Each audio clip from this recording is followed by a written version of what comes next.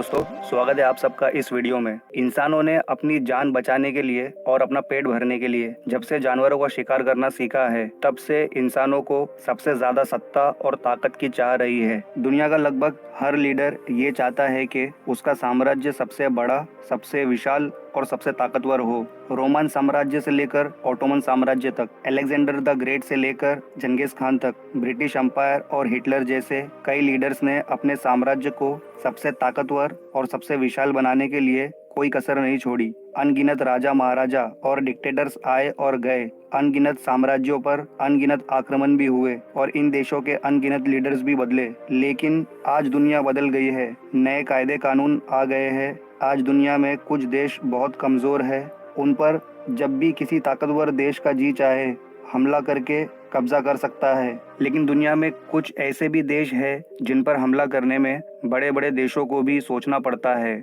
और अगर फिर भी उन पर कोई हमला कर भी दे तब भी इन देशों से जीतना नामुमकिन है। इसकी वजह है इन देशों की ताकतवर आर्मी, ताकतवर दोस्त और इन देशों का जियोग्राफिकल एरिया। तो इस वीडियो में ऐसे ही 10 देशों के बारे में हम जानेंगे। तो चलिए बिना वक्त गवाए शुरू करते हैं। 10th पोजीशन पर है ऑस्ट्रेलिया। दुनिया के सबसे खूबसूरत देशों में से एक ऑस्ट्रेलिया को भी जीतना नामुमकिन है। आइए जानते हैं कैसे। इस कॉन्टिनेंट और देश की ज्योग्राफी ही कुछ ऐसी है कि कोई भी ऑस्ट्रेलिया पे हमला करने से पहले 10 बार सोचेगा। दरअसल ऑस्ट्रेलिया एक आइलैंड देश है और इसका 70% एरिया आउटबैक नाम के रेगिस्तानी इलाके से ढका हुआ है। जो देश ऑस्ट्रेलिया के आसपास है वो देश इतने ताकतवर नहीं है कि ऑस्ट्रेलिया से जीत सके। ऑस्ट्रेलिया पर अगर हमला करने लायक कोई नज़दीकी देश है तो वो है इंडिया, चाइना और जापान, जो ऑस्ट्रेलिया से हजारों किलोमीटर दूर है। ऑस्ट्रेलिया का सबसे नज़दीकी दुश्मन देश जो उस पर हमला करने की ताकत रखता है वो जापान है, और जापान ऑस्ट्रेलिया से लगभग 11,000 किलोमीटर दूर है। तो पहले जापान को 11,000 किलोमीटर की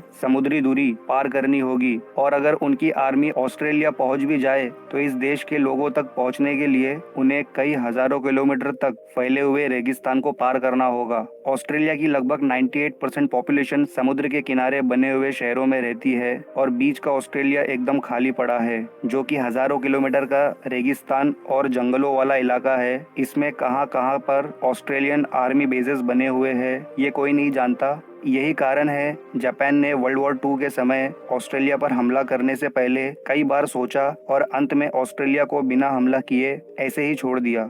दुनिया से इतना दूर और इतने टफ ज्योग्राफिकल एरिया को पार करने के बाद आप ऑस्ट्रेलिया के गोरिल्ला सिपाहियों के हाथ लग गए तो समझो गए काम से। इसलिए ऑस्ट्रेलिया पर हमला करना मतलब खुद को परेशानी में डालने के बराबर है। 9th पोजीशन पर है नॉर्थ कोरिया। नॉर्थ कोरिया का supremo leader Kim Jong Un ही सिर्फ सरफिरा नहीं है, यहाँ की आर्मी भी काफ़ी ज़्यादा ताकतवर है। नॉर्थ कोरिया की दुश्मनी दुनिया के सबसे ताकतवर देशों से है, फिर भी इस देश पर कोई हमला क्यों नहीं करता? इसकी वजह है इस देश की निडरता। ये देश किसी से डरता ही नहीं है। नॉर्थ कोरिया में 12 लाख से ज़्यादा सैनिक, 4,500 से ज़्यादा टैंक्स, 250 अटैकिंग हेलीकॉप्टर्स है। और अगर आप मेरी पुरानी वीडियोस से अपडेटेड हो तो आपको पता ही होगा कि नॉर्थ कोरिया की न्यूक्लियर टेक्नोलॉजी ने कितने रिकॉर्ड्स तोड़ दिए हैं। नॉर्थ कोरिया एक परमाणु देश है। ये देश एक मिनट भी नहीं सोचेगा न्यूक्लियर वेपन यूज़ करने में। 1950 की कोरियन वॉर ने साबित कर दिया कि नॉर्थ कोरिया पे हमला करना कोई मजाक नहीं है। साउथ कोरिया और यूएसए मिलकर भी नॉर्थ कोरिया को सरेंडर नहीं करवा पाए, और जब तक चाइना जैसे शक्तिशाली देश नॉर्थ कोरिया के साथ है तब तक कोई भी देश नॉर्थ कोरिया पर हमला करने से पहले 2 बार सोचेगा। चाइना और नॉर्थ कोरिया की दोस्ती ही एक बड़ी वजह है यूएसए नॉर्थ कोरिया पर हमला नहीं करता, क्योंकि यूएसए और चाइना एक दूसरे के दुश्मन नहीं बनना चाहते हैं। इसमें इन दोनों का ही लॉस है। नॉर्थ कोरिया पर हमला करने से सिर्फ नॉर्थ कोरिया या किसी और देश का नुकसान नहीं होगा, इससे वर्ल्ड वॉर 3 भी छिड़ सकता है, और दुनिया का कोई भी देश ये नहीं चाहता कि वर्ल्ड वॉर 3 हो। 8th पोजीशन पर है Iran. Iran no doubt Middle East के सबसे शक्तिशाली देशों में से एक है। मिडिल ईस्ट पिछले कई दशकों से वॉर का एक हॉटस्पॉट बन चुका है। सऊदी अरेबिया, टर्की और यूएसए जैसे एकजुट और ताकतवर दुश्मन देश होने के बावजूद ईरान पर वर्ल्ड वॉर 2 के बाद कोई भी देश हमला नहीं कर सका है।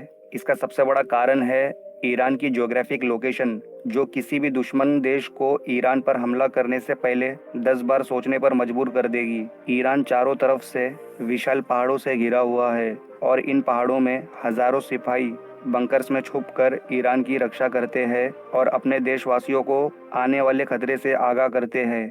और यही नहीं, ईरान के पास एक बड़ा अंडरग्राउंड मिसाइल बेस्ड नेटवर्क है जो कि पूरे देश में फैला हुआ है। ये सब के अलावा उनके पास है 5,23,000 सिपाही, 2,056 टैंक्स, 155 फाइटर प्लेन और एडवांस न्यूक्लियर बॉम्ब ही सबसे बड़ा कारण है कि यूएसए और सऊदी अरेबिया जैसे शक्तिशाली दुश्मनों ने भी ईरान से दूरी बनाए रखी है।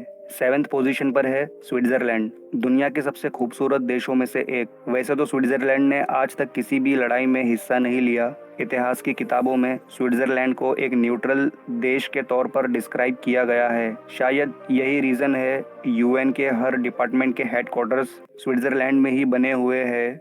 लेकिन इसका मतलब ये नहीं है कि स्विट्जरलैंड एक कमजोर देश है। भले ही किसी भी लड़ाई में हिस्सा ना लिया हो स्विट्जरलैंड ने, लेकिन कई शक्तिशाली देशों से गहरी दोस्ती और अच्छे संबंध बनाए हैं स्विट्जरलैंड ने, जैसे जर्मनी, यूके, फ्रांस, इटली और यूएसए जैसे वर्ल्ड सुपर पावर आज स्विट्जरलैंड के बहुत अच्छे दोस्त है और उनका पैसा हर स्विट्जरलैंड की स्विस बैंक में मौजूद है। और यही नहीं, स्विट्जरलैंड के हर सिटीजन को मिलिट्री ट्रेनिंग दी जाती है और अपना खुद का हथियार रखने की परमिशन भी। सबसे पहली बात तो स्विट्जरलैंड में घुसना ही एक बहुत कठिन काम है, क्योंकि स्विट्जरलैंड के इर्द गिर्द विशाल एल्प्स पहाड़ों में बहुत सारे बंकर्स, टनल्स 24/7 आर्मी सर्विलेंस के अंडर रहते हैं और जरा सा भी खतरा महसूस होने पर सिपाही दुश्मनों पर तुरंत हमला कर देंगे। इसके अलावा स्विट्जरलैंड की आर्मी में 1,70,000 सैनिक और 170 एयरक्राफ्ट है। स्विट्जरलैंड के पहाड़ों के बर्फीले मौसम में लड़ना किसी भी आर्मी के लिए बहुत बड़ी चुनौती होगी और इन बर्फीले पहाड़ों में लड़ने की आदत स्विट्जरलैंड आर्मी को बखूबी है।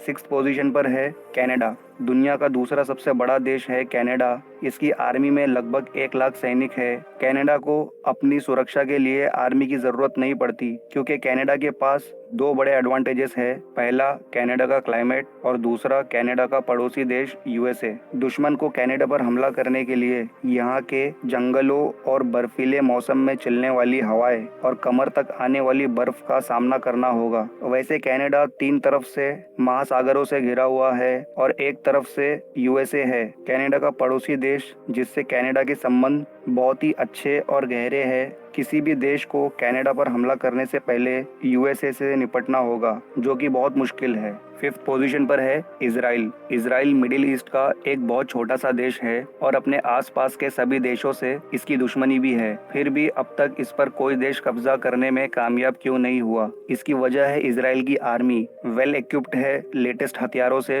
वैसे इजराइल की आर्मी में 1,70,000 सैनिक ही है, लेकिन इजराइल में रहने वाले हर नागरिक को मिलिट्री ट्रेनिंग कंपलसरी है और इजराइल की हर औरत को कम से कम 2 साल और हर आदमी को कम से कम 3 साल आर्मी में रहना ही पड़ता है। इस चीज के अलावा दुनिया के सबसे ताकतवर देश यूएसए का फुल सपोर्ट है इजराइल को। इजराइल ने दुनिया के सबसे एडवांस मिलिट्री डिफेंस सिस्टम को डेवलप कर लिया है। इस टेक्नोलॉजी की वजह से पूरा देश एक सुरक्षा कवच से घिरा हुआ है। इस कवच की वजह से कोई भी मिसाइल इजराइल में एंटर नहीं हो सकती। 4th पोजीशन पर है रशिया। रशिया दुनिया का सबसे बड़ा देश है, यूरोप से भी बड़ा। जब नेपोलियन, हिटलर जैसे लीडर रशिया पे हमला नहीं बोल सके, तो आज के जमाने का कोई भी लीडर इनके कंपैरिजन में ही नहीं है। रशिया की सेफ्टी की वजह इसकी ज्योग्राफी है, क्योंकि दुनिया का सबसे बड़ा देश है।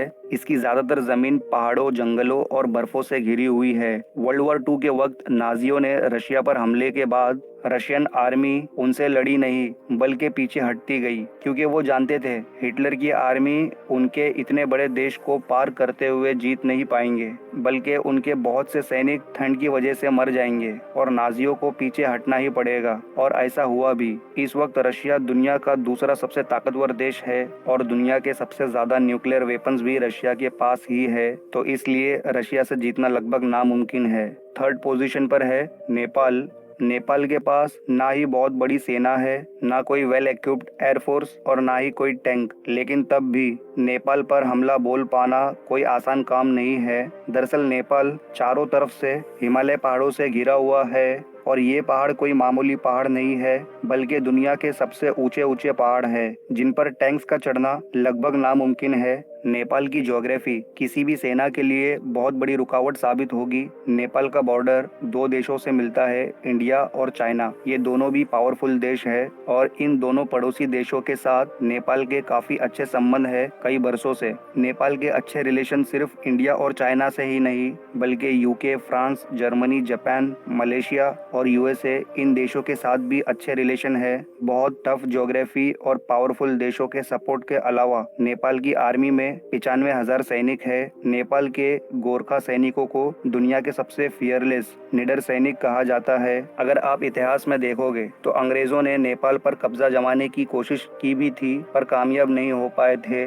नेपाल गौतम बुद्ध का देश है, एक शांति प्रिय देश। वैसे कोई भी देश इस पर हमला नहीं करना चाहेगा। सेकंड पोजीशन पर है इंडिया। इंडिया से जीतना भी काफी मुश्किल है। इसकी वजह है इंडिया की ज्योग्राफी और इसकी आर्मी। इंडिया के ताकतवर पड़ोसी देश चाइना और पाकिस्तान कई बार हमला कर चुके हैं लेकिन वो अपने मकसद में कामयाब नहीं हो सके क्योंकि इंडियन आर्मी में है 14,44,000 सैनिक, 1,800 फाइटर प्लेन्स, 4,292 टैंक्स और बहुत सारे न्यूक्लियर वेपन्स। अब बात करते हैं ज्योग्राफी की। इंडिया का नॉर्थ का पार्ट ज्यादातर हिमालय से घिरा हुआ है जो कि दुनिया के सबसे ऊंचे पहाड़ है। इन खतरनाक बर्फीले पहाड़ों में रहती है इंडियन आर्मी, तो दुश्मनों के नॉर्थ से अटैक करने के चांसेस बहुत कम है। और अगर साउथ के हिस्से की बात करें तो इंडिया तीन तरफ से समुद्र से घिरा हुआ है।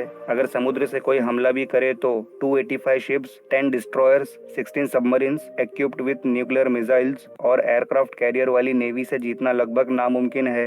इस लिस्ट की फर्स्ट पोजीशन पर है यूनाइटेड स्टेट्स ऑफ अमेरिका, दुनिया का सबसे ताकतवर देश और लैंड एरिया के हिसाब से दुनिया का तीसरा सबसे बड़ा देश है। इसकी आर्मी में है 14 लाख सैनिक, दुनिया की नंबर 1 एयरफोर्स और दुनिया की नंबर 1 नेवी यूएसए के पास है और इनके अलावा 7,000 से ज्यादा न्यूक्लियर वेपन्स। इनमें से 2 वेपन्स को यूएसए इस्तेमाल भी कर चुका है। इस विशाल देश का बल और इसकी तीनों सेनाओं की ताकत इतनी ज्यादा है कि अगर यूएसए का प्रेसिडेंट चाहे तो उसके एक इशारे पर यूएसए मिलिट्री धरती के हर देश, हर राज्य, हर शहर का सफाया कर सकती है। एक बार नहीं कई बार। यूएसए का best defence, best policy, military forces का साइज, उनकी पॉलिटिक्स, उनका मिलिट्री बजट, उनकी टेक्नोलॉजी और उनका इकोनॉमी, ये सब यूएसए को बनाता है वर्ल्ड सुपर पावर। इसलिए इस देश को जीतना नामुमकिन है।